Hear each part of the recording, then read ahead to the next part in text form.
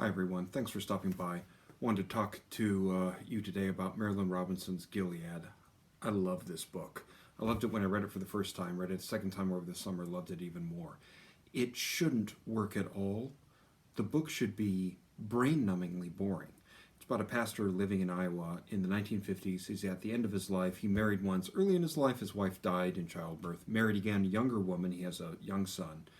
And the book is a long letter to his son by a pastor in Iowa in the 1950s. Should be boring. It's unputdownable. At least I think it is. I think what's so beautiful about it is it's a pastor who loves his job and who loves people and who really closely considers them and listens to them and understands them and tries to understand them, you know?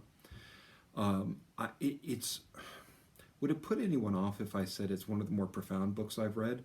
When when you put profound next to a book, that doesn't make me think, oh, that's what I want to read on a Friday night. But I can't describe how beautiful and moving and involving and engaging and surprising the book is.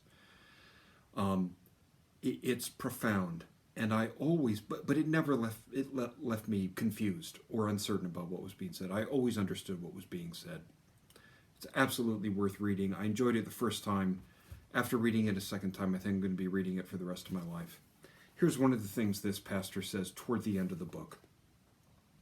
He says, "It has seemed to me sometimes as though the Lord breathes on this poor gray ember of creation and turns it to radiance for a moment or a year or the span of a life, and then it sinks back into itself again.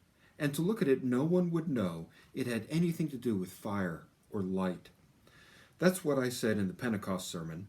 I've reflected on that sermon, and there's some truth in it, but the Lord is more constant and far more extravagant than it would seem to imply. Wherever you turn your eyes, the world can shine like transfiguration. You don't have to bring a thing to it except a little willingness to see. Only, who could have the courage to see it? Wow. And then just on the next page, just one more quote. "I love the prairie. So often I've seen the dawn come and the light flood over the land and everything turn radiant all at once, that the word good so profoundly affirmed in my soul that I'm amazed to be allowed to witness such a thing.